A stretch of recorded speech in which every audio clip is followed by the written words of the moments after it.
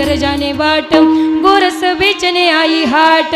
या ठिकाणी या गवळणीमध्ये संत तुकोबाराय विचार जर केला मायबाप, गेल्या 7 दिवसापासून तुम्ही आम्ही सगळे सुंदर प्रकारचा सत्संग श्रवण करीत आलेलो आहोत. तुम्हाला माझी भाषा कळते ना, समजते ना, झोप नाही लागली ना? मला माहिती आहे मध्यान्ह काळ आहे, धूपही खूप आहे, गरमी खूप आहे, पण तरी तुम्ही बसलात. तुम्हाला सुद्धा कोटी कोटी धन्यवाद बरं का. हा गेल्या 7 दिवसापासून जो सत्संग तुमच्या आमच्या सगळ्यांच्या कर्णरंध्रावर पडतो, विचार जर केला मायबाप, तर त्या पाठीमागे फार मोठं कारण आहे. कारण मी बोलत नाही, श्री शुकदेवजी महाराज वर्णन करतात, भाग्योदयेन बहुजन्म समर्जितेन सत्संगमं च लभते पुरुषो यदावी. त्या जीवाच्या जीवनामध्ये सत्संगाची प्राप्ती कशाने होत असते? कारण त्या जीवाच्या जीवनामध्ये भाग्याचं उदय मायबाप, म्हणून त्याला सत्संगाची प्राप्ती होत असते. तुम्हा सगळ्यांचं फार मोठं भाग्य आहे.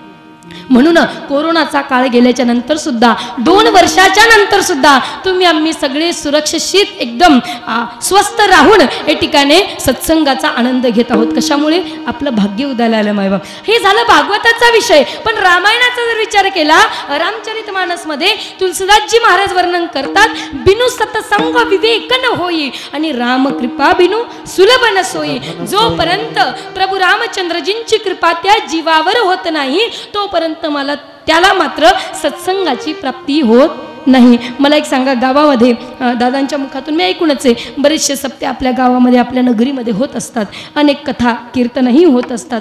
तुम्ही गेल्या 74 वर्षापासून सुंदर असा सत्संग श्रवण करत आहात. माझा प्रश्न तुम्हा सगळ्यांसमोर हा आहे.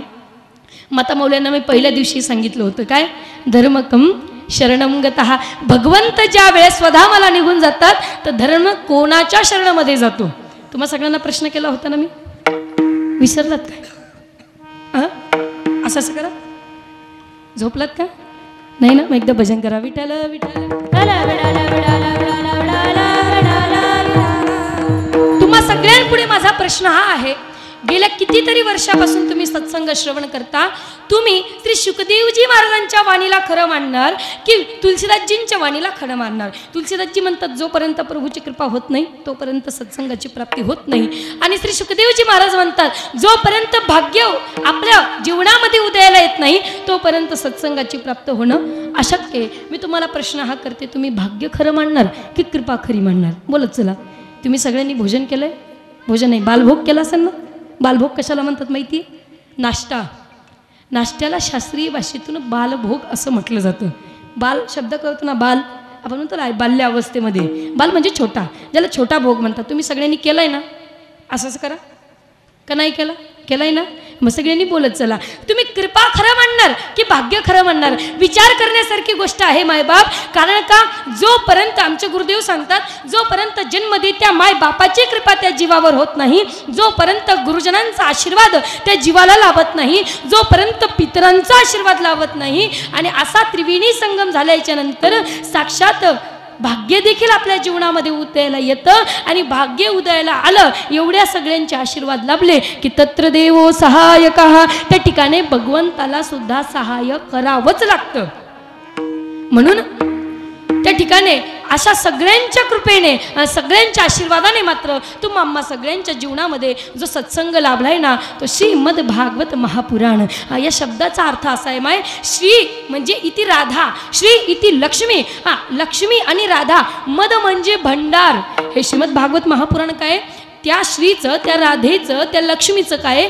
भंडार घर आहे. बघा, पूर्वीच्या काळामध्ये माता मौल्या ज्या वेळेस घर बनवायच्या, त्याच्यामध्ये एक कक्ष असा राहायचा की जिथे लागणाऱ्या गोष्टी ठेवल्या जायच्या. माहिती आहे ना?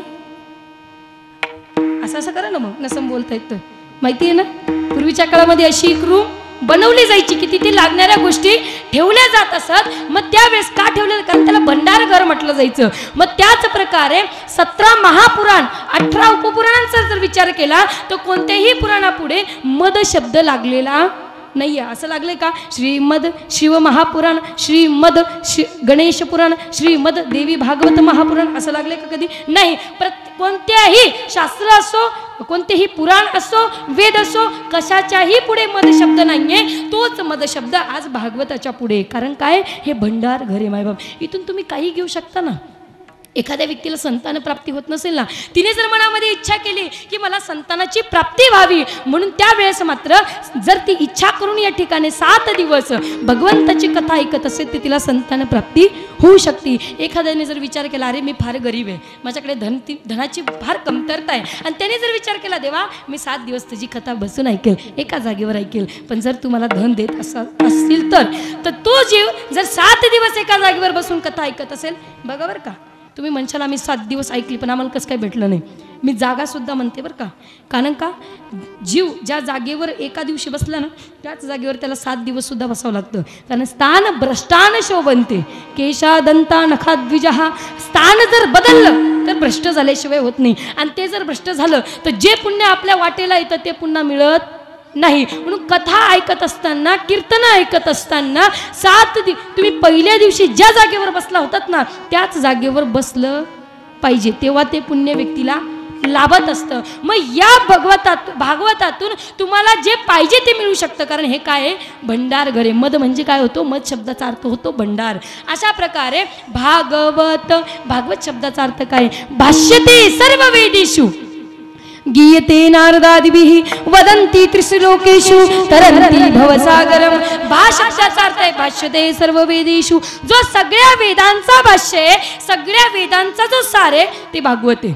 ग शब्दाचा अर्थ काय सांगितला, गीयते नारदादिभिः. त्या भागवताला गायलं कोणी, नारद आदी ऋषी मुनींनी त्या भागवताला गायलं, आणि त्या भागवताला गायल्याच्या नंतर तरंती भवसाग व वदंती त्रिश्लोकेषु. कुठे कुठे गायलं, 3ही लोकांमध्ये गायलं. 3 कोणते, भूर्भुवस्वः 3 लोक नाही, केवळ ही पृथ्वी आहे, या पृथ्वीच्या खाली 7 लोक आहेत, पृथ्वीच्या वरती 7 लोक आहेत. 7 दुने किती होते, कोण म्हणलं 15, किती होते 7 दुने 14. पृथ्वीच्या खालचे 7, पृथ्वीच्या वरचे 7, अतल वितल सुतल तलातल रसातल महातल पातल असे 7 दुने 14. 14 भुवनांमध्ये ज्याला गायलं जातं वदंती त्रिश्लोकेषु. आणि अशा गायनाला ऐकल्याच्या नंतर, त्या श्रीमद भागवत महापुराणाला ऐकल्याच्या नंतर वदंती त्रिश्लोकेषु तरंती भवसागरम. तो शब्दाचा अर्थ आहे ते गाणं तुमच्या आमच्यासारख्यांच्या कर्णरंध्रावर पडल्याच्या नंतर तो जीव मात्र या भवसागरातून तरुण जातो. आणि पुढे महापुराण, महाशब्दाचा अर्थ आहे महान माने श्रेष्ठ. पुराण म्हणजे काय, पुरा अपिनवम इति पुराणम. मला एक सांगा, गेल्या 74 वर्षापासून इथे भागवत कथा होती ना, की आधी कोणती कथा होत होती, असं नाही ना, भागवतच होती ना. हां, इथे 74 वर्षापासून भागवताची कथा होते. तुम्ही गेल्या कितीतरी वर्षापासून हे श्रवण करत आहात. तुम्हाला कधी असं वाटलं का ही कथा जुनी आहे, असं वाटलं, अरे काय ऐकायची, कितीतरी वर्षापासून सारखंच ऐकत आलो, कायला ऐकायचं सारखं म्हणजे द्या सोडून, जायचंच नाही आज कथेला, असं वाटलं कधी नहीं वाटलं. कारण का, ये पुरानी होते हुए भी जो हमेशा नई नई सी प्रतीत होती है उसको कहते पुराण. पुरा अपिनवम इति पुराणम. अशा शास्त्रामध्ये 5 गोष्टी सांगितलेल्या आहेत ज्या की व्यक्तीला कधीही जुन्या वाटत नाही. एकदा भजन करा, विठ्ठल विठ्ठल.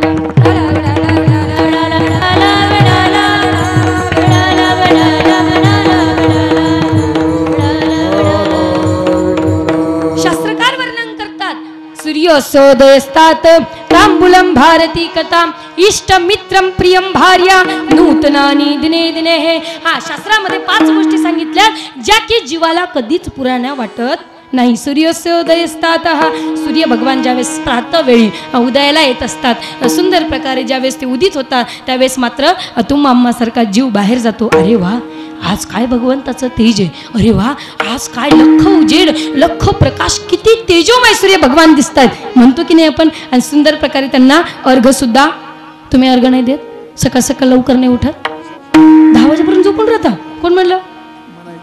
सकाळ सकाळ लवकर उठताना, उठल्याच्या नंतर सूर्यदेवाचं दर्शन घेतो. आपल्याला काय वाटतं, अरे आज तो कितना नया दिन है, बहुत सुंदर है, और मन में उत्साह तैयार होता है और वही जीव उत्साह के साथ अपने काम में लग जाता है. कहने का तात्पर्य मेरा क्या है, जो सूर्योदय असतात त्या सूर्याचं दर्शन केल्याच्या नंतर तुम्हाला असं वाटतं का, अरे काय सूर्यदेव रोज उगतात, हे तर जुने झाले, काय यांचं रोज दर्शन करायचं, काय यांना रोज अर्घ द्यायचं, असं वाटतं कधी नाही. आपल्याला असं वाटतं अरे आज काहीतरी नवीन आहे यांच्यामध्ये, नवीनपणाने आपण सकाळ सकाळ उठून दर्शन घेत असतो. म्हणजे ही पहिली गोष्ट आहे जी की व्यक्तीला कधीच जुनी वाटत नाही. सूर्योदयस्तात तांबूलम, तांबूल म्हणजे पान, पानामध्ये अनेक प्रकार आले, गुटखा आली, आहे की नाही, तंबाखू आली, आता तंबाखू खाणाऱ्यांना विचारा त्यांच्या जीवनामध्ये त्यांना काय आनंद मिळतो. हां, मी तर असे काही काही बहादर पाहिलेत मायबाप, सगळे स्वतःच्या डोळ्याने पाहिलेत बरं का.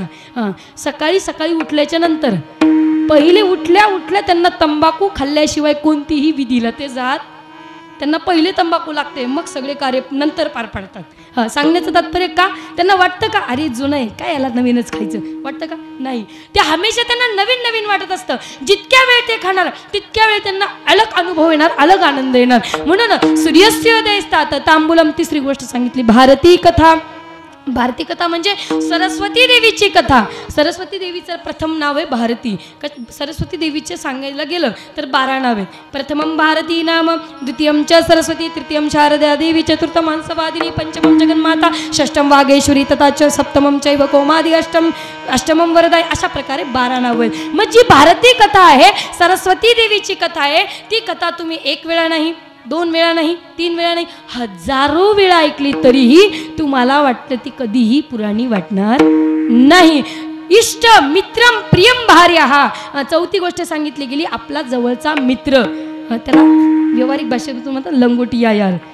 असा जवळचा मित्र जर आला आणि एक दिवस मात्र आपल्याला दिसला नाही, नजरेस पडला नाही, आपण त्याला पुन्हा दुसऱ्या दिवशी त्याला डाटतो, फटकारतो. खरे कुठे गेला होतास, माझं मन लागलं नाही, मला न विचारता गेलास तू, जा मी तुझ्याशी बोलत नाही. आपण त्याला हक्काने भांडतो, हक्काने ओरडतो. कारण का, एक दिवस जर तो आपल्यापासून दूर गेला तर आपल्याला करमत नाही. हा इष्टमित्र हा रोज जरी भेटला ना तरी तो मात्र पुराणा वाटत. अरे माझा जुना मित्र आहे, काय त्याला भेटायचं असं वाटतं का, नाही. जुन्या मित्राला भेटण्यासाठी अजून मनामध्ये उत्साह निर्माण होतो. म्हणून इष्टमित्र. 5वी गोष्ट सांगितली प्रियम भार्या, आपली पत्नी. हां, पुरुष वर्गाला सगळ्यांना अनुभव आहे. 5 मिनिटासाठी जरी घरातून बाहेर गेली, आपण जर घरात असलो आणि ती जर 5 मिनिटं जरी नसली, शेजारच्या घरी जर गेलेली असली, आपण लगेच आपल्या बाळाला विचारतो, अरे बाळा तुझी आई कुठे गेली, किती वेळ झाला दिसत नाही, नजरेस पडत नाही, म्हणतो की नाही. म्हणतच नाही तुम्ही, विचारू यांना, म्हणतच नाही का, म्हणता ना. कारण का, इष्टमित्रम प्रियम भार्या. पत्नीला तुम्ही रोज बघता, ती तुमच्या रोज डोळ्यासमोर राहते, पण तरी सुद्धा थोड्या क्षणापुरता जरी ती दूर गेली तरी माणसाला ती जुनी वाटत नाही. असं वाटतं अरे आत्ता पहिल्यांदाच तिला पाहिलं, पहिल्यांदाच ती नजरेस पडली. मी बोलत नाही, असं शास्त्रकार वर्णन करतात. नूतनानी दिने दिने, हे असे हे 5 गोष्टी आहेत शास्त्रानुसार ज्या की व्यक्तीला कधीच जुन्या वाटत नाही. त्यामधलं आहे श्रीमद भागवत महापुराण. हे कितीही वेळ ऐका, तुम्हाला कधी जुनं वाटत नाही. एकदा भजन करा, विठ्ठल विठ्ठल.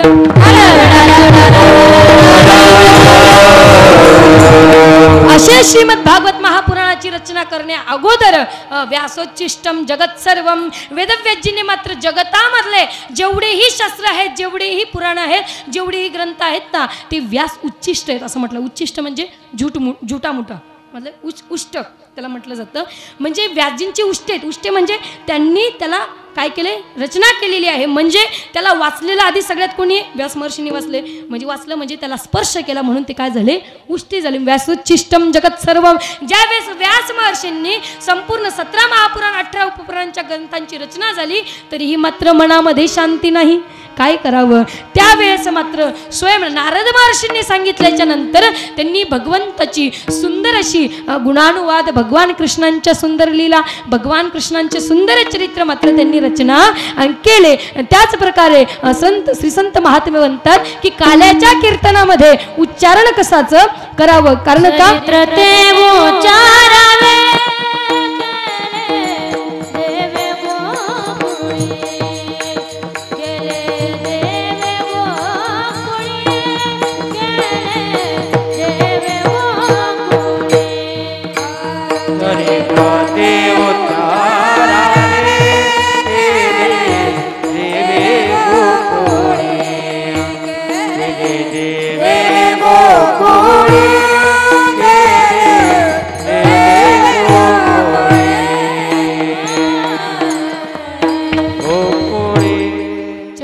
उच्चारावे केले देवे गोकुळी, आचारावे नाही. काय म्हटलंय शब्द, उच्चारावे, आचारावे नाही. हे चरित्र केवळ उच्चारण करावं. जर आचरण करायचं असेल ना तर ते प्रभू रामचंद्रजींच्या जीवनचरित्राचं करावं. म्हणून हे जे भगवान कृष्णांनी केलेलं चरित्र आहे, हे मात्र चरित्र ते उच्चारावे केले देवे गोकुळी. हे या ठिकाणी स्वयं भगवान कृष्णांचा ज्या वेळेस त्या कारागृहामध्ये जन्म झाला मायबाप. भगवान कृष्ण अवतरित झाले आणि चतुर्भुज रूप धारण करून अवतरित झाल्याच्या नंतर देवकी मैयाने सांगितलं नाही प्रभू हा आता मात्र हे रूप काय करा तुम्ही त्यागा तुम्हाला बाल्य अवस्थेचं रूप धारण करावं लागेल. त्यावेळेस मात्र भगवान बालकृष्णांनी मात्र बाल्य स्वरूप धारण केलं आणि धारण केल्याच्या नंतर रोडू लागले आणि सांगितलं मला कुठे पोचवा गोकुळामध्ये पोचवा मला इथे ठेवू नका नंदाच्या घराला नंदाच्या घराला मजले गोकुळाला नंदाच्या घराला मजले गोकुळाला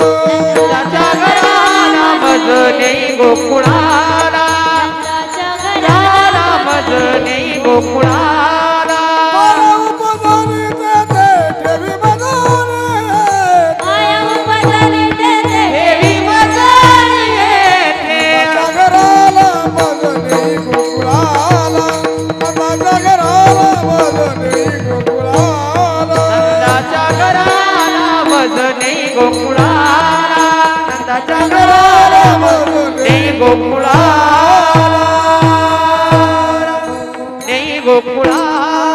नंदाच्या घराला मज नेई गोकुळाला मला कुठे न्या गोकुळामध्ये न्या मला त्या ठिकाणी न्या. आणि इकडे मात्र स्वयं वसुदेवजींनी एका टोपल्यात टाकलं आणि भगवंताला मात्र त्या गोकुळामध्ये नेऊ लागले. यमुना महाराणीने दर्शन घेतलं पुढे चालून त्यांच्या चरणाचा स्पर्श झाल्याबरोबर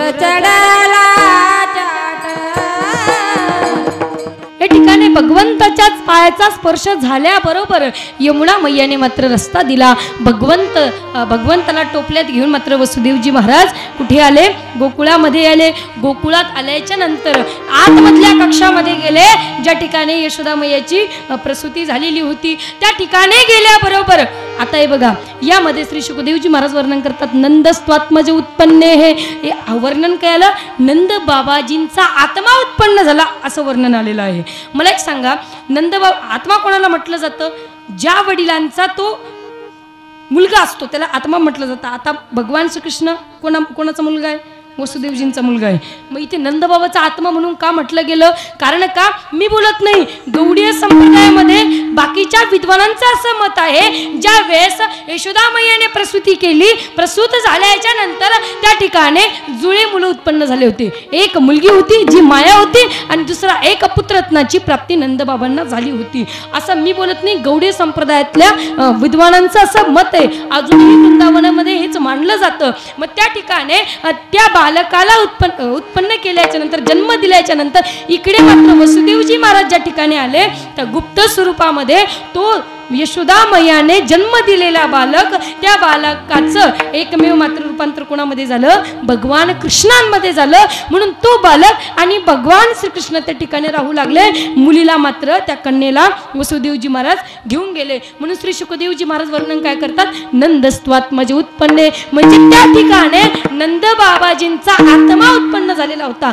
कारण कोणत्याही पिताचा आत्मा हा त्याचा पुत्र असतो त्याला पुत्राला आत्मा म्हटलं जातं पित्याचा. म्हणून या ठिकाणी नंदबाबाजींचा आत्मा कसं काय झाला कारण त्या ठिकाणी ज्या पुत्राला जन्म दिला होता तो मात्र भगवंतामध्ये रूपांतर त्याचं झालं होतं. म्हणून त्या ठिकाणी भगवान श्रीकृष्णांना नंदबाबाजींचाच मुलगा म्हटलं जातं. अशा प्रकारे सुंदर इकडे मात्र त्याच कन्येला आणल्याच्या नंतर कंसाने ज्यावेळेस त्याला कंस मारू लागला त्यावेळेस मात्र तीच कन्या आकाश मार्गामध्ये उडून सांगू लागली अरे मूर्खा मुझे मारने से क्या होगा अरे तुमको पता है तुम्हारा काल यहाँ नहीं मैं कुछ नहीं कर पाऊंगी लेकिन तुम्हारा काल तो कहीं और जन्म ले चुका है मुझे मारने से क्या तुझला की वाथी उपजला मजाली उपजला मजाली उपजला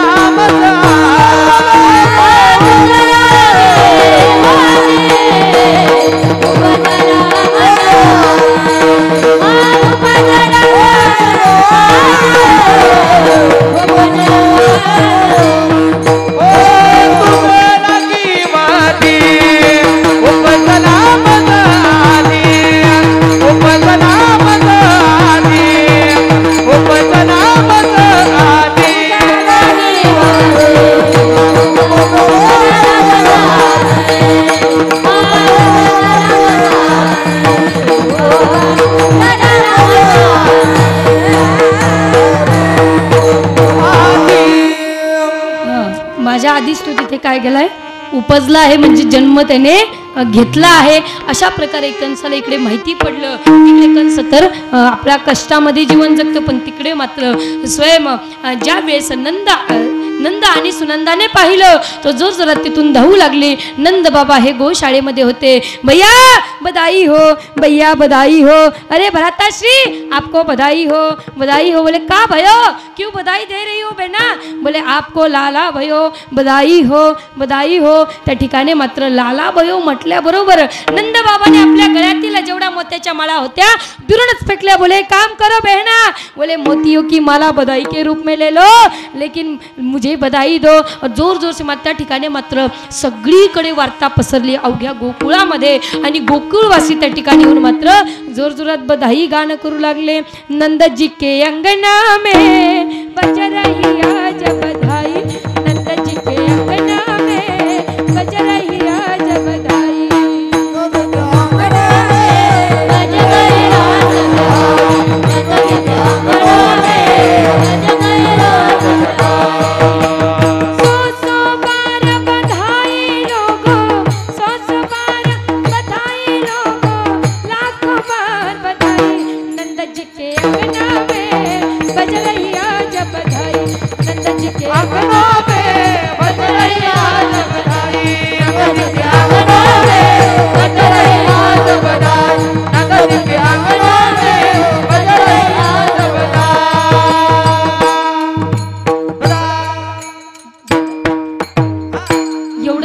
सांगते कारण चरित्र ते उच्चारावे केले देवे. गोकुळामध्ये जे चरित्र केलं गेले त्याला म्हटलं काल्याच्या कीर्तनामध्ये उच्चारण केलंच गेलं पाहिजे.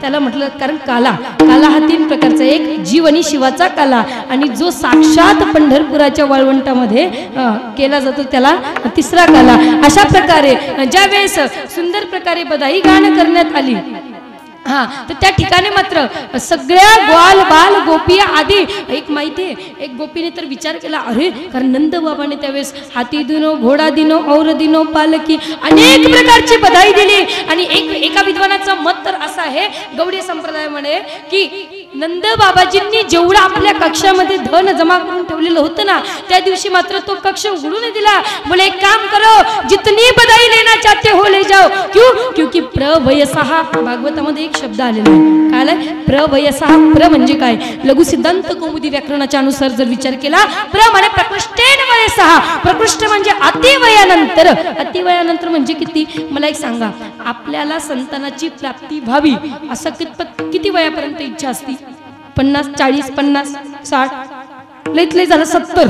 70च्या नंतर व्यक्ती विचार करत नाही. हातपाय गळलेत कुठे विचार करणार आहे की नाही. 70च्या नंतर कोणीही पुत्ररत्नाची प्राप्ती व्हावी असा विचार करत म्हणे. पण त्यावेळेस मात्र यशोदा मैयाचं जे वय होतं ते 75 वर्षाचं होतं. किती, आता सोडून दिलं होतं मनातून की मला पुत्राची गरज नाही. कारण का, ज्यावेळेस साधुसंत महात्मे ब्राह्मण देवता त्या ठिकाणी आले, ब्राह्मणो जन्मना हा गुरु, ब्राह्मण हा जीवाचा जन्मापासून गुरु असतो. म्हणून कधीही ब्राह्मण देवता दिसले तर मायबाप ब्राह्मण किती जरी असला भ्रष्ट तरी त्याला म्हणावं श्रेष्ठ.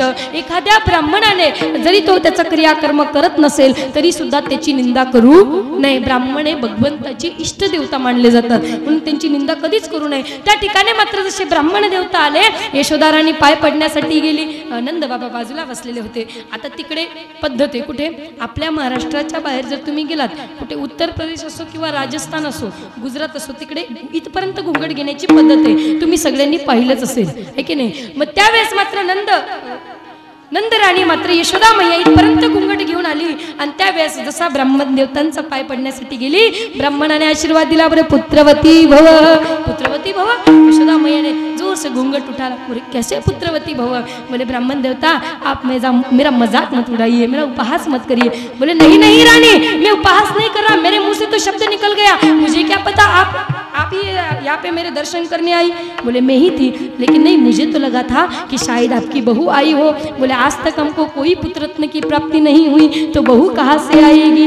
बोले कोई बात नहीं, मेरे मुख से शब्द निकल गया ना तो आपको पुत्र की प्राप्ति जरूर होगी. त्यावेळेस मात्र स्वयं यशोदा मैयाने घुंगट उचलला आणि उचलल्याच्या नंतर तिथून मात्र लज्जा करता करता तिथून निघून गेली. सांगण्याचं तात्पर्य प्रवयसहा प्रकृष्टेन वयसहा, अति वय झालं होतं. अति म्हणजे 70च्या पुढे गेलेलं, जिथे की पुत्राची प्राप्ती होईल अशी इच्छा नसती. अशा 75 वर्षामध्ये यशोदा मैया आणि 80 वर्षाचे नंद बाबा, आणि अशा एवढ्या वयामध्ये मात्र त्यांना पुत्ररत्नाची प्राप्ती झालेली आहे. आणि त्यावेळेस मात्र सर्वत्र गोकुळामध्ये, आता मला एक सांगा, ज्या व्यक्तीला, जो धनवान व्यक्ती आहे, खरं सांगायला गेलं ना, आजकाल धनाशिवाय कुठे कोणाला किंमत नाही. हा, सर्वे गुणा कांचनमाश्रयंती. जर कशाला, सगळी गुण जर कलियुगामध्ये कशात मानले जातात ना, तर ते धनामध्ये मानले जातात बरं का. कारण का, यस्यास्ति वित्तस्य नरकुलीन सपंडित श्रुतवान गुणज्ञः सच स एव वक्ता सच दर्शनीयः सर्वे गुणा कांचनमाश्रयन्ति. यस्यास्ति वित्तस्य नरकुलीन, एखादा व्यक्ती कुलवान नसू द्या. माझ्याकडे लक्ष द्या, मी काय बोलते.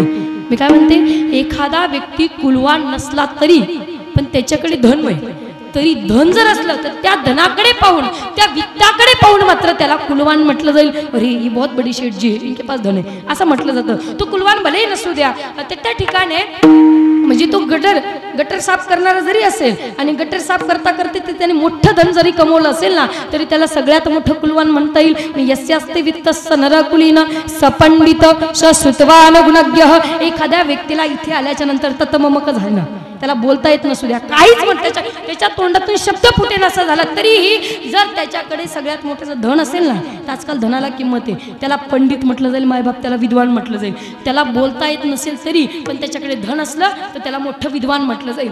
अशी आत्ताची कलियुगाची सध्याची परिस्थिती आहे.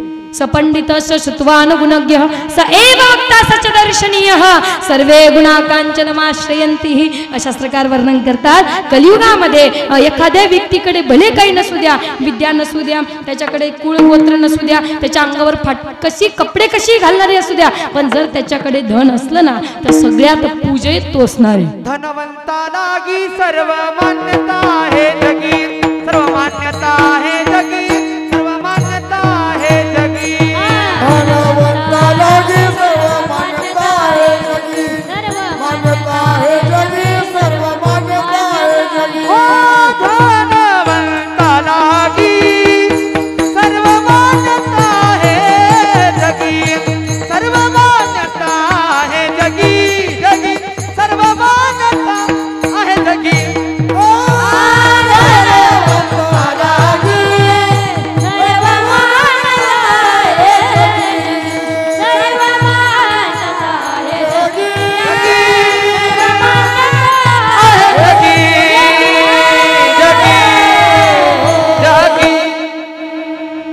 लागी सर्व मान्यता आहे जगी. जर तो धनी असेल ना, तर त्याला सगळ्या ठिकाणी मान्यता दिली जाते केवळ त्याच्या धनामुळे. आणि धनासोबत मात्र त्याच्या 5 गोष्टी सुद्धा पाहिल्या जातात बरं का. वस्त्रेण वपुषा वाचा विद्या विनयेन च. प्रथम गोष्ट त्याची पाहिली जाते धनासोबत. त्याच्याकडे वस्त्र कसं आहे, त्याच्या अंगावर वस्त्र कसं आहे, चांगलं आहे की फाटकं तुटकं आहे. जर एखाद्या फाटकं तुटकं कपडं घालून आपल्या घरासमोर जर येणारा व्यक्ती असेल, त्याला आपण काय म्हणू, हे चल इथून चालता हो, इथं कशाला उभं राहिलास, तुझं इथे काय काम आहे, आपण त्याला मात्र तिथून हाकलून लावू. हे झालं वस्त्राची किंमत. मायबाप, आजकाल जर अंगावर चांगली वस्त्र नसतील ना, कितीही मोठा विद्वान असू द्या, किती मोठा कीर्तनकार कथाकार असू द्या, पण त्याला काही किंमत नाही त्याच्या अंगावरची चांगली वस्त्र नसली तर. वस्त्रेण, दुसरी गोष्ट सांगितली वपुषा, त्याचं शरीर कसं आहे, दष्टपुष्ट आहे, तो किती कसा खाणार आहे, त्याच्या घरामध्ये काय खाद्य खाल्लं जातं, अशा प्रकारे पहिले त्याच्या शरीराकडे पाहिलं जातं. हां, म्हणून वस्त्रेण वपुषा वाचा, वाचा सुद्धा व्यक्तीची पाहिली जाते बरं का. त्याच्या वाणीमध्ये किती मधुरता आहे, तो कसा कठोर बोलतोय, प्रेमाने बोलतोय, हे सुद्धा पहिले पाहिलं जातं. वस्त्रेण वपुषा वाचा विद्या, चौथी गोष्ट सांगितली, तो बोलत असताना त्याच्या मुखातून शब्द कसे पडतात, अरे नमस्कार, चल इथून चालतं, असे कठोर शब्द जर निघत असतील आणि एखादा प्रेमाने म्हणत असेल, जी राधेश्याम सीताराम आप कैसे हो, ठीकठाक हो ना, महादेव कैसे हो, ठीकठाक हो, आपकी तब्येत हो ठीकठाक, एवढं जर प्रेमाने म्हणत असेल हां, तर त्या व्यक्तीला सुद्धा तिथे सन्मान भेटू शकतो. वाचा विद्या विनयेनच, कशा प्रकारे बोलतो, उभं राहून बोलतो की हात जोडून नम्रतेने बोलतो, याला सुद्धा मायबाप महत्त्व आहे. जीवनामध्ये 5 गोष्टींना त्याच संपत्तीसारखं महत्त्व आहे. आपला सोडा विषय या ठिकाणी एकदा भजन करा. विठ्ठल विठ्ठल. नंदबाबाने मात्र पुत्ररत्नाची समाप्ती झाली, बधाई गाणं चालू आहे म्हणून त्या ठिकाणी मात्र तो कक्ष उघडून दिला आणि सांगितलं, रे एक हाथी नहीं, घोड़ा नहीं, पालकी नहीं, तुमको जो लगे सो यहाँ से लेके जाओ। तो कुछ कुछ जो है गोपिया ग्वालवाल जो है अपनी बधाई लेकर के आधे रास्ते तक अपने घर रखने के लिए जा रहे थे। तो गोपियों ने विचार किया, सोचा अरे भाई यहाँ तो नंद बाबा ने सारा द्वार ही खोल दिया, जितनी बधाई लूटना चाहते हो ले जाओ। बोले क्या करे, एक काम करो ये तो छोटी सी बधाई यही रख दो। तो वहीं से गोपिया और दौड़ते भागते गई और ये नंद महल में, और जितना गई जितना समेट सके अपने इस हाथों में उतना समेट करके जो है अपने घर पे लेके आई। आजही तुम्ही जर वृंदावनाची म्हणा अवघ्या 84 कोसाची जर परिक्रमा करायला निघालात ना, कुठे नाही तर कुठे आजही तुम्हाला सोनाचा तुकडा दिसल्याशिवाय राहणार नाही। एकदा भजन करा, विठ्ठल विठ्ठल।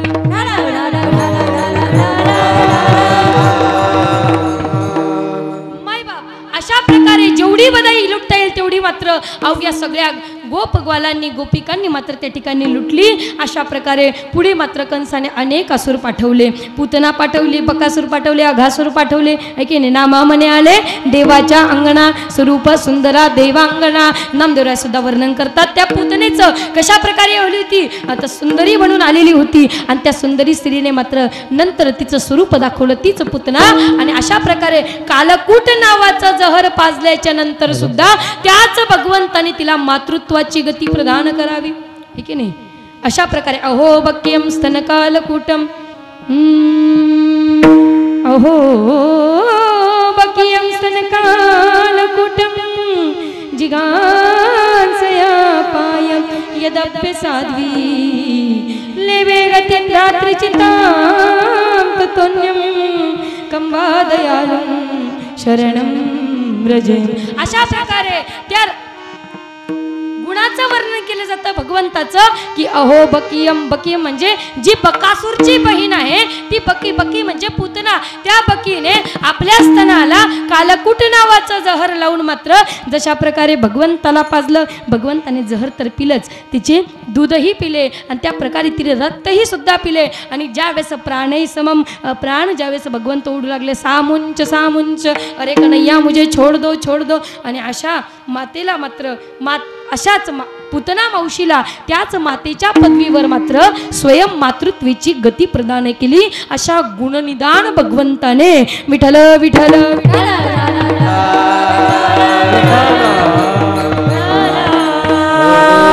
अशा प्रकारे जसे भगवान पुढे हळूहळू मोठे होऊ लागले, भगवंताने मात्र रांगायला सुरुवात केली।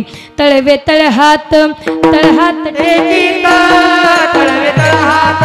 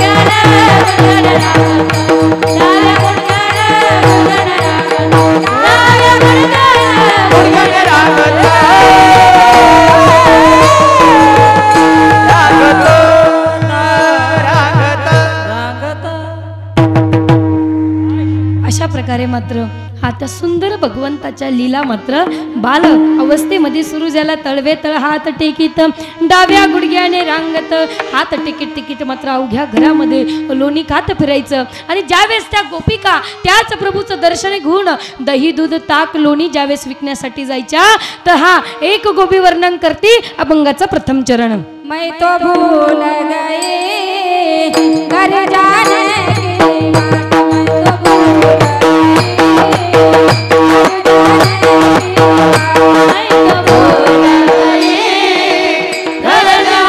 की बात, मैं तो भूल गए घर जाने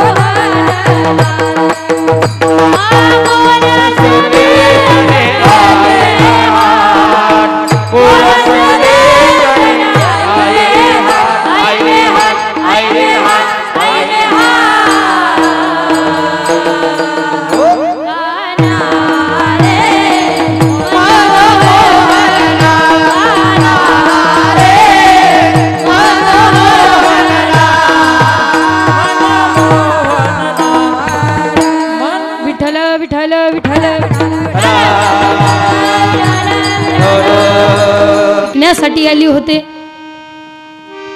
अति ऊन आहे ना, भोजनही नाही केलेलं ना. भूक लागली का? 12:30-1 झालेले आहेत.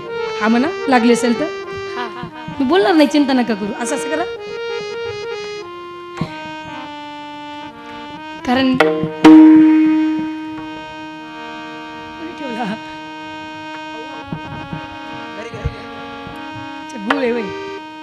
गुळ की काय?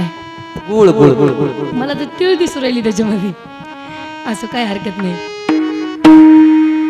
ह्याच्यावरून एक आठवलं, शास्त्रकार वर्णन करतात, राग म्हणून घेऊ नका, चुकीचं बोलणार नाही. या गुळाला पाहून आठवलं म्हणून सांगते. शास्त्रकार वर्णन करतात एका ठिकाणी, अवधौ विदौ वधुमुखे फणीनाम निवासे क्षारक्षया पतिमृते विषमे नृणाशः. शास्त्रकार बोलतात, एकदा विद्वानांची सभा भरली मायबाप. सभा भरल्याच्या नंतर त्या विद्वानांच्या सभेमध्ये प्रश्न हा निर्माण झाला की अमृत कुठे आहे. तुम्हाला माझी बोली भाषा लक्षात येते ना माता मौल्यांनो? काय प्रश्न निर्माण झाला? अमृत या जगतामध्ये कुठे आहे? एक जण म्हणला चंद्रमामध्ये अमृत आहे. अवधौ बोले कैसे चंद्र? तो फिर दूसरे विद्वान ने उत्तर दिया, बोले कैसी बात करते हो, चंद्रमा में अमृत बताते हो, अरे तुमको दिखता नहीं? चंद्रमा 15 दिन में क्षय हो जाते हैं, आधे हो जाते हैं, तो 15 दिन में पूरे भी हो जाते हैं. और दूसरी बात, उनके ऊपर दाग लगा हुआ है, काला दाग होने की वजह से उनमें अमृत नहीं है. अगर वो अमृत उसमें रहता तो चंद्रमा कभी क्षय नहीं होते, कभी अधूरे नहीं रहते, हमेशा पूरे ही रहते, कभी क्षय नहीं होते. बोले नहीं, बात तो झूठी है. बोले चलो हटो, ये बात झूठी है, ये सत्य नहीं है. बोले कोई बात नहीं. फिर दूसरे विद्वान ने उत्तर दिया, बोले कोई बात नहीं. बोले समंदर में अमृत है. बोले कैसे अमृत है समुद्र में? बोले जब मंथन किया गया उसमें से 14 रत्न पाए गए, उसमें से एक रत्न था धन्वंतरी भगवान जब हाथ में कलश लेकर के आए तो उसमें अमृत ही भला था. बोले समुद्र में अमृत है. बोले कैसी बात करते हो, जो था वो निकल गया, अब कैसा अमृत है? बोले अगर उसमें अमृत रहता तो समुद्र कभी खारा नहीं लगता, कभी खारा नहीं, नमकीन नहीं लगता, वो तो हमेशा मीठा मीठा सा लगता. और दूसरी बात, उसमें जितने भी प्राणी हैं, जितने भी जलचर प्राणी हैं, वो तो हमेशा अमर ही रहते. उनको काटा जाए, 2 पैर वाले प्राणी अगर ला करके उनको खाते तो वो खाए नहीं जाते, वो तो क्या होते, अमर हो जाते. हम आप भी तो अमर हो जाते ना. खाते की नाही खाते? खातच नाही गावामध्ये? अरे वा, काय भाग्यवान गाव. एकदा भजन करा, विठ्ठल विठ्ठल.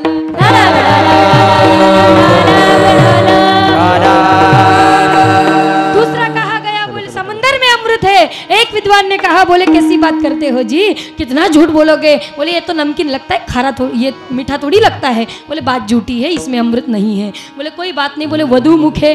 तीसरे ने कहा कोई बात नहीं, स्त्री के ओठों में अमृत रहता है. चौथा बोला कैसे बात करते हो जी, स्त्री के ओठों में अमृत रहता है. बोले जब स्त्री विवाह करती है और अगर उसके ओठों में अमृत रहता तो पति की मृत्यु क्यों होती? पति तो अमर हो जाता, वो कभी वो मरण नहीं पाता. बोले कैसी बात करते हो, झूठ मूठ की बात मत बताओ. पति क्षारक्षया पतिमृते विषमे नृणाशः. दूसरों ने कहा अरे फणी नाम निवास है, सर्प के फन में अमृत है. बोले कैसी बात करते हो जी, अगर सर्प के फन में अमृत होता, उसके मुख में अमृत होता तो विष थोड़ी ना उगलता, अमृत ही तो लगाता. और जिसको वो काटता उसको जहर थोड़ी ना उसके अंदर हो जाता, उसके अंदर तो फिर अमृत फैलता. और अगर अमृत फैलता तो फिर वो जीव मरता थोड़ी ना, वो तो अमर हो जाता. बोले कैसी झूठी मोटी बात करते हो? बोले नहीं, ये बात तो झूठी है. बोले सर के फैन में भी अमृत नहीं है. बोले फिर अमृत कहाँ है? और जब पूरा पता लगाया, सारे विद्वानों का मत जब एक मिल करके आ गया, इकट्ठा होकर के जब आए तो बात तो यही निकली, उत्तर तो उसका यही नहीं था. कंठे सुधा विशति वही विबुधा वदंती. अमृत कहा है? जो इस गद्दी पर खड़ा रहता है, जो भी महात्मा हो, चाहे हंसाने वाला हो, चाहे रुलाने वाला हो, चाहे वेद वेदांत की बात बताने वाला हो, इस गद्दी पर खड़ा रहने वाला महात्मा, उसके कंठ में अमृत बताया गया है. ये मैं नहीं बोलती, ये शास्त्रकार वर्णन करते हैं. माझं सांगण्याचं तात्पर्य आहे की या गद्दीवर उभा असलेल्या महात्म्याच्या जर कंठात अमृत आहे तर या ठिकाणी येऊन त्याला पाणीची आणि गुळ खाण्याची काय गरज आहे? जर त्याच्या कंठामध्ये अमृत आहे तर त्याला या ठिकाणी पाणी आणि गुळ खाण्याची काय गरज पडली? कारण या गद्दीवर उभं राहिल्याच्या नंतर जर तो महात्मा किंवा तो जीव जर 2 तासासाठी बिना पाण्याचा आणि बिना अन्नाचा राहू शकत नाही तर त्याचा काय व्यर्थ आहे ना सगळं. एकदा भजन करा, विठ्ठल विठ्ठल. म्हणून जो एक सांगू सांगू की महाराज लोक मागत नाहीत आणि मला माफ करा, मी कोणाचं मन दुखवण्याचा माझा हेतू नाही. हे सगळे ही जी सवय लावली ना आम्हाला, ही तुम्हा सगळ्यांकडून लागलेली आहे. म्हणून या गद्दीवर शक्यतो माझं वैयक्तिक मत आहे असं बरं का, मी कोणाचा सल्ला घेऊन बोलत नाही. मी शास्त्राला धरून चालते, कारण तस्मात शास्त्रम प्रमाणम ते. शास्त्राला धरून चाललं तर व्यक्ती कुठेच चुकू शकत नाही. शास्त्रकार आहे ना, व्यासोच्चिष्टम जगत सर्व. व्यासमहर्षींनी बिनाकामाचे थोडी सगळे पुराण सगळे शास्त्र निर्माण केले, सगळे वेदवेदांत निर्माण केले. म्हणून शास्त्राला धरून चालणारा व्यक्ती. आणि या ठिकाणी शास्त्राचं मत मांडून मी सांगते, मी खोटं बोलत तुम्ही सुद्धा खोटं बोलतच नाही. विचारू यांना. विठ्ठल विठ्ठल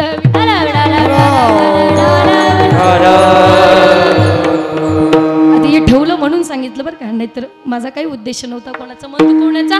या ठिकाणी आपला विषय या ठिकाणी चालू होता की ज्यावेळेस ती गोपी मार्गाने चालू लागली, आपल्या घरी येऊ लागली, तर तिला ते भगवान परमात्म्याचं स्वरूप आठवू लागलं. अरे तो भगवान कैसा दिखता है. बोले बरहा पीडम नटवर वपुः कर्णयो कर्णिकारम बिभ्रद्वास कनक कपीशम वैजयंतीम च मालाम रंध्रान वेणु अधर सुदया पूरयन गोपवृंदे वृंदामरण्यम स्वपदरमणम प्राविशद गीत कीर्तिहा. या श्लोकामध्ये शास्त्रकार वर्णन श्री शुकदेवजी महाराज वर्णन करतात, वृंदामरण्यम स्वपद रमणम प्राविशद गीत कीर्ती. ज्यावेळेस वृंदावनामध्ये छोटेसे भगवान परमात्मा ज्यावेळेस नंगे पर डोलायचे, त्यावेळेस मात्र ती गोपी म्हणती, देवा ती तुझ्या पायाला टोचणारी जी रेती आहे ना, यमुनेची रेती, ती मात्र तुझ्या पायाला न टोचता ती आमच्या हृदयाला टोचती. वृंदामरण्यम स्वपदरमणम प्राविशद गीत कीर्ती. काय म्हणती ती? तुझ्या पायाला न टोचता ती आमच्या कुठे टोचती? हृदयामध्ये टोचती. कारण का? तुझे जे चरणकमल आहेत ना, ते आमच्या हृदयामध्ये वास करतात रे. म्हणून तुझं जे स्वरूप आहे ते आमच्या डोळ्यात, आणि चरण जे कुठे आहेत ते हृदयामध्ये वास करतात. म्हणून त्याच भगवान परमात्म्याचं स्वरूप, त्या स्वरूपाचं वर्णन एक कवी फार गोड वर्णन करतो. जरी की पगडी बांधे सुंदर आँखों वाला, जरी की पगडी बांधे सुंदर आँखों वाला, कितना लागे प्यारा, कितना सुंदर लागे बिहारी, कितना लागे प्यारा. पगड़ी बांधे सुंदर आँखों वाला, हरी की पगड़ी बांधे सुंदर आँखों वाला, कितना सुंदर लागे बिहार, कितना लागे प्यारा, कितना सुंदर लागे बिहार, कितना लागे प्यारा, कितना सुंदर लागे बिहारी, कितना लागे प्यारा. लट घुंघराले बाल तेरे काले काले गाल, लट घुंघराले बाल तेरे काले काले गाल, सुंदर श्याम सलोना तेरी टेढ़ी मेढ़ी चाल, सुंदर श्याम सलोना तेरी टेढ़ी मेढ़ी चाल. हवा में सर सर करता तेरा पीतांबर मत वाला, हवा में सर सर करता तेरा पीतांबर मत वाला. कितना सुंदर बाग बिहारी, कितना लागे प्यारा, कितना सुंदर बाग बिहार, कितना लागे प्यारा. की पगड़ी बांधे सुंदर आँखों वाला, हरी की पगड़ी बांधे सुंदर आँखों वाला, कितना सुंदर लागे बिहार, कितना लागे प्यारा, कितना सुंदर लागे बिहार, कितना लागे प्यारा. याच गीताला साधून श्री शुकदेवजी महाराजांना बरहा पीडम, बरहा आ पीडम म्हणे जरी की पगडी, व बरहा पीडम, पीडम म्हणे पगडी, बरहा पीडम नटवर वपुः, बरा म्हणे मोराचा पंख सजवलेली असणारी पगडी. नटवर वपुः, नट कोणाला म्हटलं जात असेल तर ते देवादिदेव महादेवांना म्हटलं जात असेल, पण त्यांच्याही वरचे हे वपू वपू म्हणे राजे, त्यांच्याही वरचे राजे झाले कशामध्ये? लीलामध्ये. म्हणून नटवर वपुः कर्णयो कर्णिकारम. एक बार हुआ ऐसा, श्री सुखदेव जी महाराज वर्णन करते हैं, एक दिन सारे जो है सखा मंडली आपस में मिल करके जैसे ही आपस में खेल रहे थे, और जैसे ही वन में खेल रहे हैं तो एक मधुमंगल नाम के सखा ने जो है कर्णयो कर्णिकारम एक पुष्प ला करके दिया. मेरी भाषा समझ में आ रही है ना? हिंदी में बोलू? समजते का हिंदी? आपल्याला पिक्चर कळते, आपल्याला कीर्तन कळलं ना, काय नाही झालं आहे की नाही? कळतीत ना, हिंदी कळते ना? एकदा भजन करा मग. विठ्ठल विठ्ठल. ज्या वेळेस मायबाप त्या मधुमंगल नावाच्या सख्याने एक पुष्प आणून दिलं आणि ती एक सखी ललिता, विशाखा, राधाराणी आदी सहित त्या ठिकाणी मात्र विराजित होत्या. पण ज्यावेळेस एका सखीने पुष्प आणून दिलं, कर्णयोग कर्णिकार नावाचं ते पुष्प होतं. कर्णयोग म्हणजे दोन्ही कान, बहुवचन आहे. कर्णयोग कर्णिकारम, एक पुष्प आहे पण दोघंही कानांमध्ये घालायचे. कशा प्रकारे घालणार? मधुमंगल बोले, अरे कन्हैया देखो ना कितने सुंदर पुष्प लाए है सखी ने, जरा पहन के तो दिखाओ. कन्हैया ने एक पुष्प उठाया, बोले देखो सखी इस कान में मुझे अच्छा लगता है.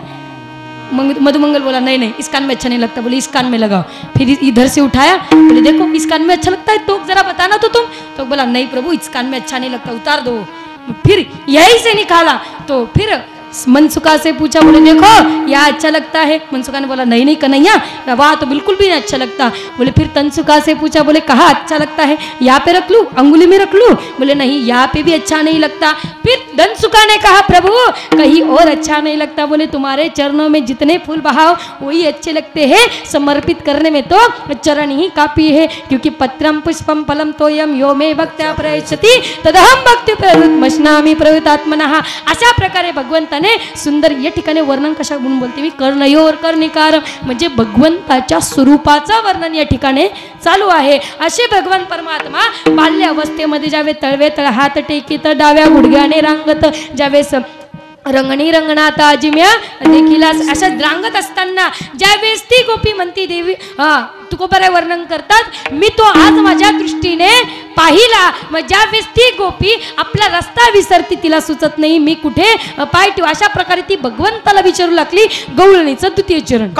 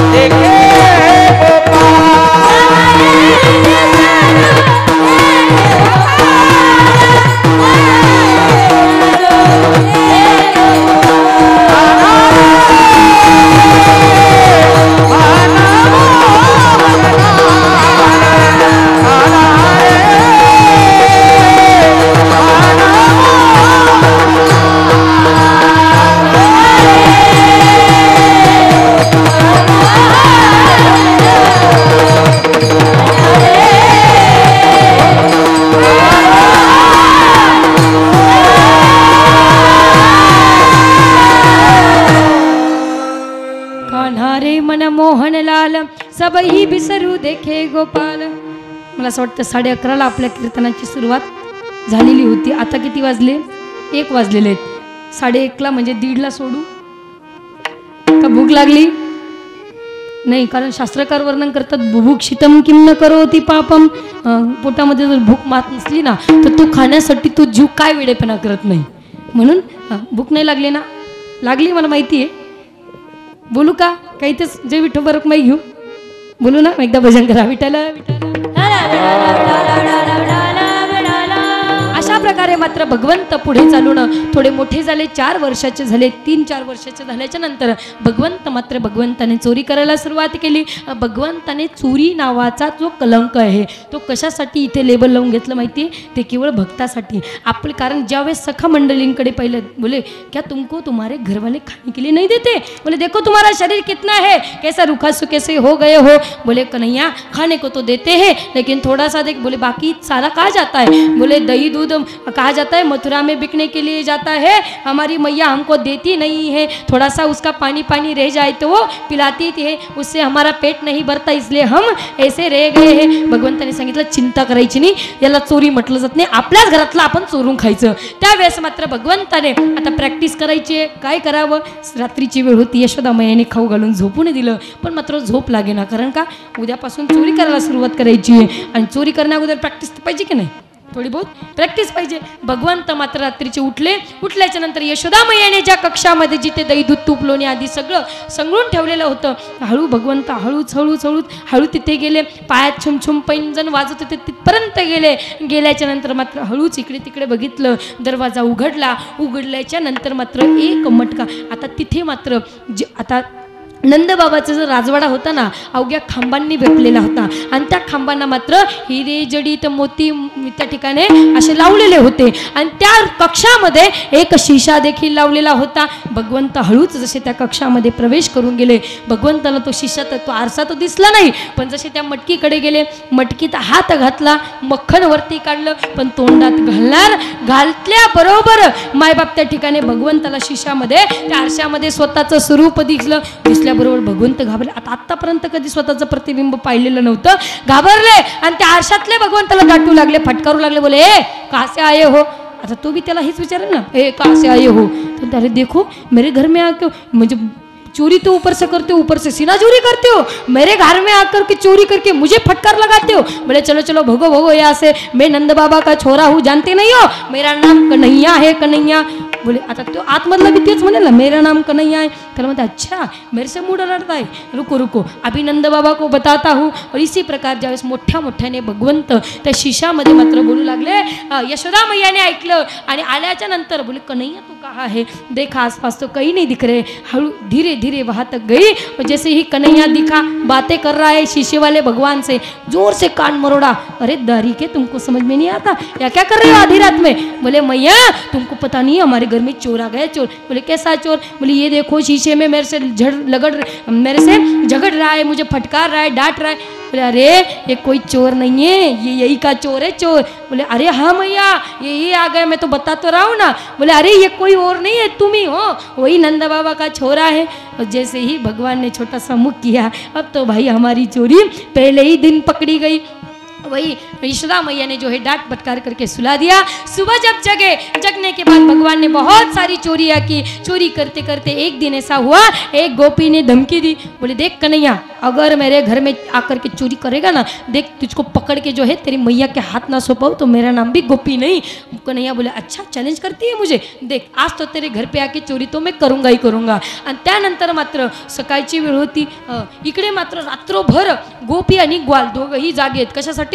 आज कन्हैया चोरी करण्यासाठी येणार आहे म्हणून त्याला काय करायचं, रंगे हाताने पकडायचं. दोघंही पती पत्नी जागे आहेत. भगवंताने पहिलं 12 वाजलेले आहेत, आता मात्र झोपून घ्या. दोघेही पती पत्नी जागे असतील. भगवंत झोपले, पुन्हा हळूच उठले. म्हणजे आता पाहिलं तर घड्याळामध्ये 3 वाजलेले आहेत. आता 45 मिनिटाच्या नंतर 3:45 ब्रह्ममुहूर्त लागत असतो आणि त्यावेळेस मात्र साखर झोपेची वेळ ही असती. व्यक्ती रात्रभर किती जागा असू द्या पण त्यावेळेस मात्र त्याला झोप हमेशा लागतच असती. भगवंताने पाहिलं ब्रह्ममुहूर्त झालेला आहे. आता ब्रह्ममुहूर्त मी तयार केलाय, त्यात तो मुहूर्त मात्र कोणाचा बापही रोखू शकत नाही. पाहिलं घड्याळेमध्ये आणि इकडे मात्र स्वयं भगवंत हळूहळू आपल्या सखा मंडळीला जागा केलं आणि त्या गोपियाच्या घरामध्ये आले. ग्वाल आणि गोपी मात्र रात्रभर जागू बिचारे परेशान. झोपी त्यांचा डोळा लागला गेला आणि इकडे भगवंताने पाहिलं अच्छा हे झोपल्याच्या नंतर इकडे आता त्यांनी जो मटका होता ना तो वरतीच बांधून ठेवलेला होता.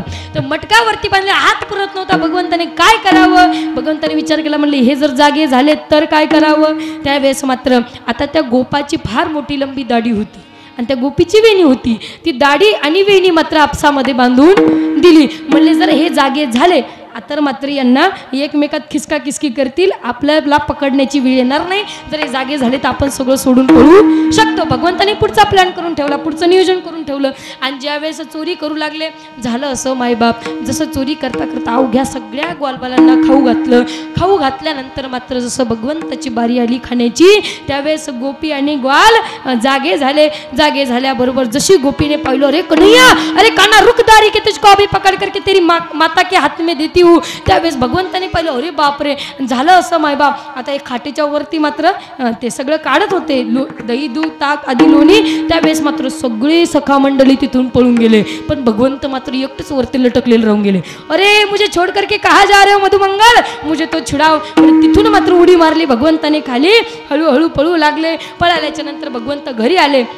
प्रथमतः मातेले सांगतात, मैया देखो मैं भौरा बनाने के लिए जा रहा हूँ सुतार के वहाँ, तुम किसी को कोई आए मुझे पूछने तो बताना सुतार भैया के वहाँ पे गया है. बोले कोई बात नहीं, तुम जाओ जाओ. इकडे मात्र आता गोपी आणि ग्वाल उठल्याच्या नंतर दाढीचा हिसका मात्र ग्वालाला बसू लागला. कारण का, ग्वालाची उंची होती कमी आणि गोपीची उंची होती जास्त. आता चालायचं म्हटल्याच्या नंतर कसं चालावं, कारण इकडे मग गोप जर म्हणला मी पुढे चालतो तर तिला झटका बसत होता, आणि इकडे ग्वाल म्हणला मी पुढे चालतो तर त्याला चालता चालता वरती तोंड करावं लागायचं असायचं. त्यावेळेस मात्र आता भगवंताने काय केले, जागाजोगीवर गल्लीमध्ये सगळे सखा मंडळी जमा करून ठेवले. बोले तुमचा ग्रुप इथं, यांचा ग्रुप इथं, त्यांचा ग्रुप इथं. आणि ते म्हणले, देखा या ठिकाणी एक जोडी येणार आहे, ती जोडी दिसली की मोठ्याने काय म्हणायचं, हुर्रे. काय म्हणायचं, मोठ्याने म्हणायचं हुर्रे. ज्यावेळेस सगळ्या ग्वालबालांना शिकून ठेवलं, आणि इकडे मात्र गोपी आणि ग्वालबाल भगवंताला शोधत शोधत बाहेर निघाले. बाहेर निघाल्याच्या आता त्यांची जोडी दिसली, मोठ्या मोठ्याने डबकी वाजू लागले आणि मोठ्या मोठ्याने काय म्हणतात, हुर्रे हुर्रे, अरे देखा गया हुर्रे. मोठ्या मोठ्याने जसं विचारू लागले, ती गोपी चालत चालत मात्र कुठे आली, त्या नंदबाबाच्या घरी आली. कन्हैया मात्र विचारल्याच्या ना, बोले कान्हा कहाँ है.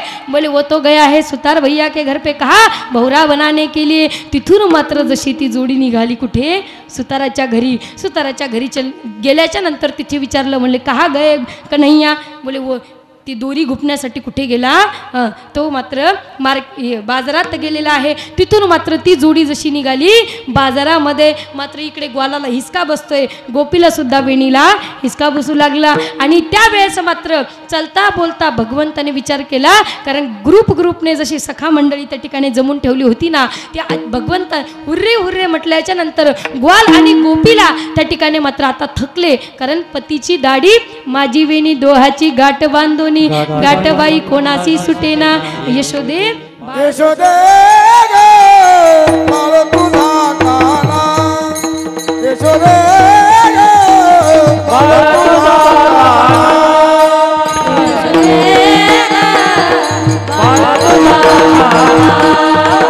यशोदे बाळ तुझा काना. कुणाला साजू निघाला, कुणाला साजू निघाला, कुणाला साजू निघाला. यशोदे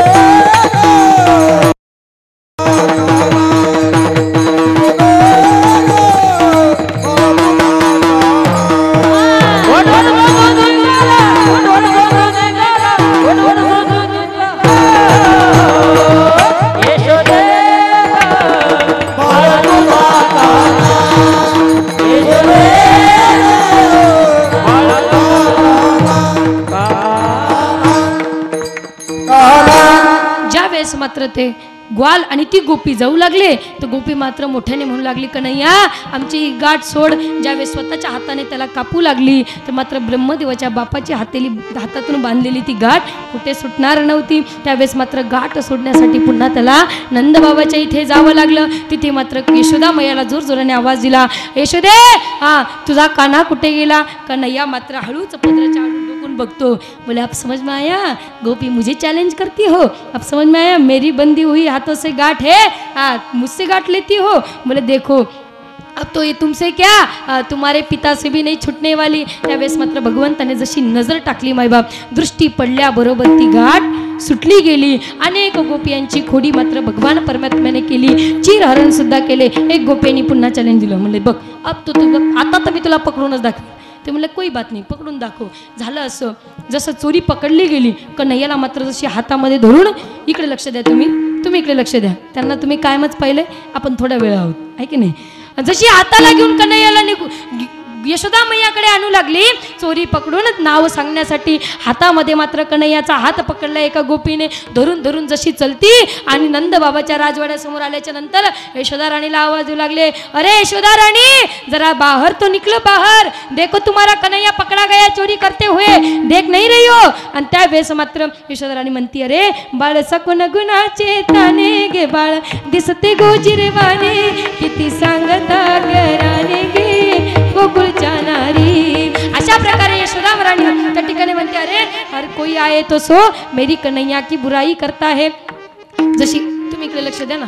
आणि ज्या वेळेस हाताला भगवंताला धरून येऊ लागली त्यावेळेस मात्र कन्हैया चालत तर होते. कन्हैयाने विचार केला, आता जर यशोदा मैयाकडे पकडून दिलं, आपली चोरी पकडली जाईल, आपलं मात्र तिथे यशोदा राणी मैयाचा मार खावा लागेल, काय करावं. पाठीमागून मात्र तिचा देवर चालला होता, छोटासा मुलगा. यशोदा मैया हात पकडून चालत होती. ती म्हणलं, इधर इधर गोपी को बता रही, अरे गोपी जरा थोड़ा सा धीरे से पकडना ना, मेरा हाथ बहुत दर्द कर रहा है. गोपीला थोडीशी दया आली, माय बाप हात थोडासा ढिला केला, तिथून पटकन हात सोडवला आणि तिच्या देवरचा हात पकडून दिला. बोले अब जा. आणि इथून मात्र भगवंत हळूच पाठीमागून खिचकून नंदबाबाच्या मागच्या द्वारातून मात्र यशोदा राणीच्या त्या पदराच्या आड लपून बसले. आणि इकडे आता त्या गोपीला असं वाटलं कन्हैयाच माझ्या हातामध्ये आहे. चालू लागली आयटीमध्ये. यशोदा राणीला आवाज दिला, अरे यशोदे बघ तुझा मुलगा हा कान्हा किती खोड्या करतो, महीपत्र सिंधू वाटे. याच्या खोड्या सांगता सांगता मायबाप हा कितीही तुम्ही अवघ्या समुद्राची शाही त्या ठिकाणी जरी केली, लिहायला बसलात ना तरी मात्र याच्या खोड्या संपणार नाही. कल्पकल्पाचा मात्र फरक आहे. एका कल्पामध्ये भगवंत लहान आहेत तर राधाराणी मोठी आहे, एका कल्पामध्ये भगवंत मोठे आहेत तर राधाराणी मात्र त्यांच्यापेक्षा लहान आहे. कारण का सत्यत्रेता द्वापार कली, सत्यत्रेता द्वापार कली. जसा हा कलियुग आला तर सत्ययुग येईल, पुन्हा त्रेतायुग, पुन्हा द्वापारिक, पुन्हा कलियुग. अशा कल्पकल्पामध्ये मात्र भगवंताच्या लीला हा चेंज होत असतात, बदलत असतात. अशा प्रकारे जशा यशोदा राणीला आवाज दिला, यशोदा मैया पाहण्यासाठी आली. बोले देख ये तेरे कन्हैया को मैं पकड़ के लाई हूँ रंगे हाथ, इसका दर्शन कर और इसको सजा दे. त्यावेळेस मात्र बोले कहा है कन्हैया मेरा. बोले ये देख मैं हाथों में पकड़ के लाई हूँ. पुढे पाहिलं तर त्या ठिकाणी त्या गोपीचा देवर होता, तिचा देर होता. कन्हैया हळूच तिथून पल्लूच्या आड छिपून बघतायत. बोले गोपी अब तो बता दिया ना वीरू से टक्कर लेती है. त्यावेळेस मात्र स्वयं गोपीला सांगितलं, बघ आता अभी तो तुमने क्या की मेरे ऊपर इल्ज़ाम लगाया और मेरी शिकायत मैया से कर दी. अगर आगे से करी ना, अभी तो केवल तुम्हारे हाथ में तुम्हारा देवर थमाया है, अगर आगे से शिकायत करने आई तो तुम्हारे देवर की जगह तुम्हारा खसम होगा. बोली याद रखना गोपी, इसलिए मेरी शिकायत न करना. अशा प्रकारे भगवंताने अनेक लीला केल्या. लीला करता करता भगवंत मात्र आता मोठे झालेले आहेत. भगवंताने अनेक असुरांचा नाशही, दुष्टांचा संहार केला. यदा यदा ही धर्मस्य ग्लानिर्भवति भारतः अभ्युत्थानम धर्मस्य तदात्मानं सृजाम्यः. धर्म रक्षावया अवतार घेसी, आपुल्या पाळीसी भक्तजना अंबऋषीसाठी जन्म सोशिले, दृष्ट निर्धाळिले किती एक. भगवंताने मात्र दुष्टांचा संहार करण्याकरता तर जन्म घेतलाच, पण भक्तांच्या कल्याणासाठी, भक्तांच्या आनंदासाठी, भक्तांच्या समाधानासाठी सुद्धा भगवंत या ठिकाणी अवतरित झाले. अनेक त्या ठिकाणी खोड्या केल्या. आणि एक दिवस माईबाप गौ चारत असताना सगळे ग्वालबाल म्हणले, देवा आपण वनभोजन करूया, आता मात्र आपण काला करूया. अशा प्रकारे आपली सुद्धा काल्याची वेळ झालेली आहे त्या ठिकाणी. कारण का सगळ्या बालगोपालांना जशा भुका लागल्या होत्या तशा आपल्याला सुद्धा लागलेल्या नाही. चालू देऊ मग रात्रभर, म्हणजे दिवसही गेले रात्रही गेला, म्हणजे पूर्ण दिवस जातो, रात्रभरच येते ना. चालू देऊ नाही ना, भुका लागल्यात ना. असं सगळ्या बालगोपाळांना भुका लागल्या. देवाला सांगितलं, देवा आता बस झालं गौचरण, आता आपण काय करू, भोजन करू. प्रत्येकाने मात्र आपापल्या घरातून काय आणले होते, भोजन पदार्थ आणले होते, डबे घेऊन आले होते. भगवंताने सांगितलं, कोई बात नाही, तुम्हारा भोजन खोलो, मैं अभी आता हूँ. त्यावेळेस मात्र सगळी अवघी सखा मंडळी आजूबाजू भगवंताच्या बसली.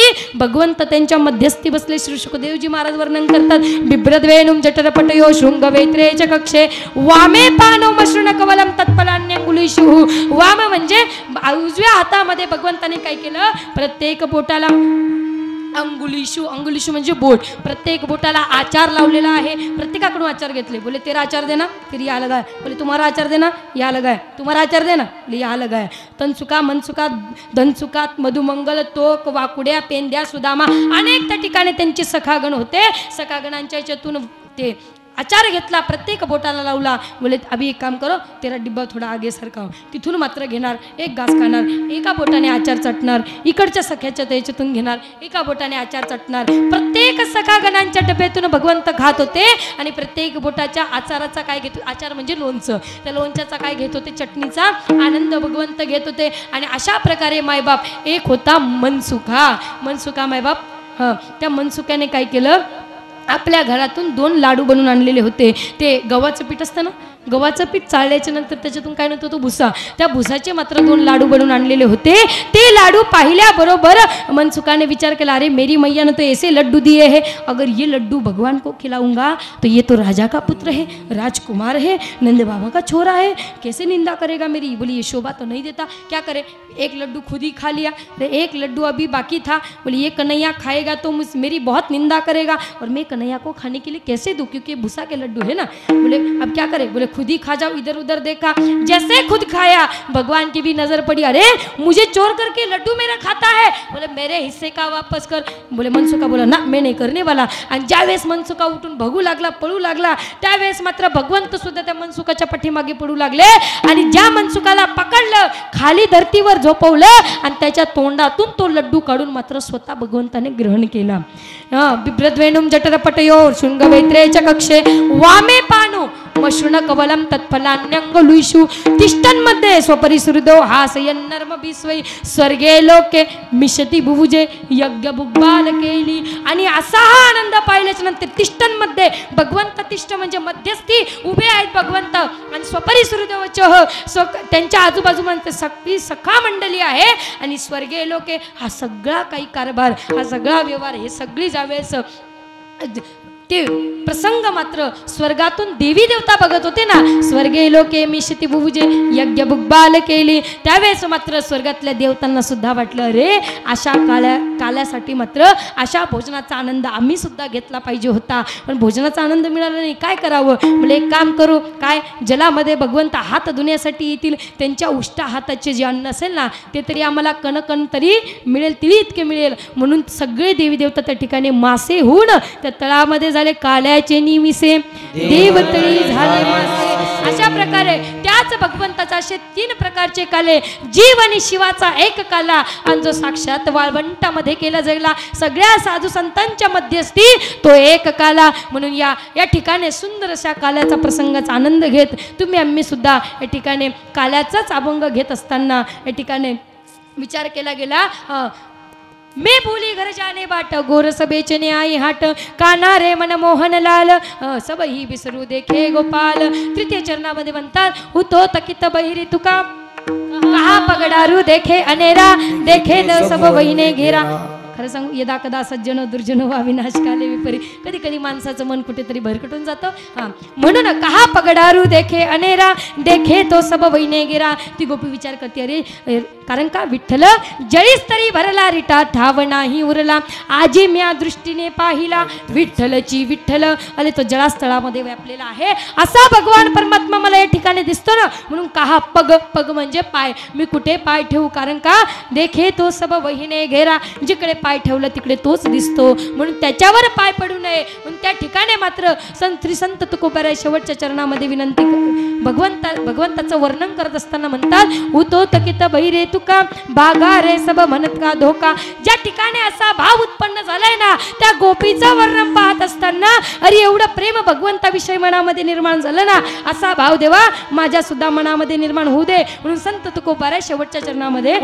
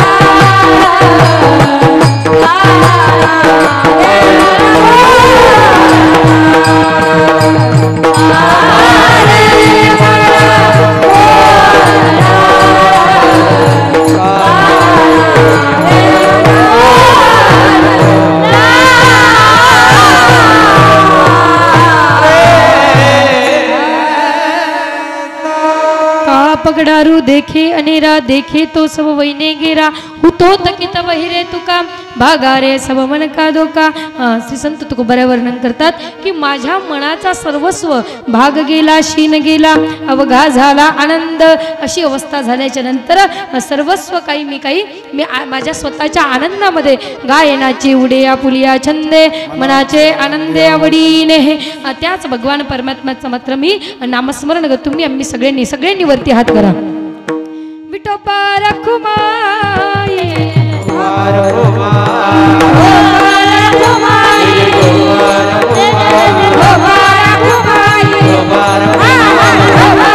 Bye.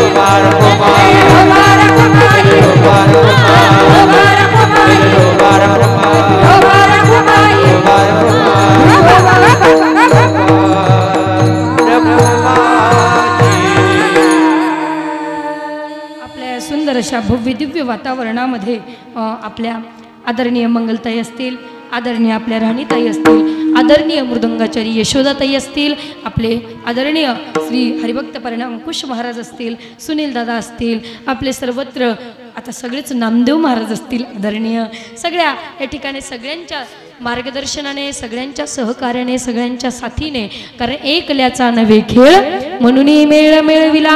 आणि या ठिकाणी पाहिलं तर एक एकाहुनी बळी रे, कोणीही या ठिकाणी कमी नाही. मृदुंगाचं क्षेत्र असो किंवा गायनाचं क्षेत्र असो, या ठिकाणी आपल्या या परिसरातीलच हरिभक्तपरायण शेवंतताई सुद्धा या ठिकाणी गेल्या आपण 7 दिवसापासून त्यांचं या ठिकाणी गायन सुद्धा ऐकतोय.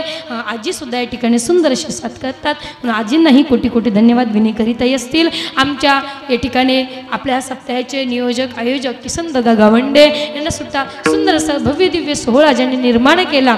आणि या ठिकाणी जो सोहळा संपन्न विश्रामाला या ठिकाणी येत आहे, म्हणून या ठिकाणी ज्यांचा हातभार आहे असे किसनदादांना सुद्धा या ठिकाणी वारंवार धन्यवाद. ज्यांच्या ठिकाणी मी 7 दिवस राहिले, ज्यांच्या घरामध्ये असा संपूर्ण ठाकरे परिवार, आमच्या ठाकरे आई सुद्धा या ठिकाणी आहेत. सर्वस्व आमची काळजी घेत असताना दादाने सर्वकडे लक्ष दिलं आणि या ठिकाणी दादांना सुद्धा त्या संपूर्ण ठाकरे परिवाराला या ठिकाणी धन्यवाद देते. संपूर्ण झालेली कीर्तनरूपी सेवा पांडुरंगाच्या चरणी या ठिकाणी आमचे माझे मोठे बंधू हरिभक्तपरायण चेतन महाराज साळवे, उत्कृष्ट युवा कीर्तनकार, मृदंगवादक या ठिकाणी दादा आलेले आहेत. या ठिकाणी बंधू आले, आमची आईसुद्धा माझ्यासोबत आहे. अशा संपूर्ण तुम्हा सगळ्या मायबापांचं दर्शन करीत असताना झालेली कार्यक्रमाची सेवा या ठिकाणी मात्र पांडुरंगाच्या चरणी, बालगोपाल भगवंताच्या चरणी मात्र या ठिकाणी समर्पित करून सेवेला पूर्णविराम देते. ज्ञानेश्वर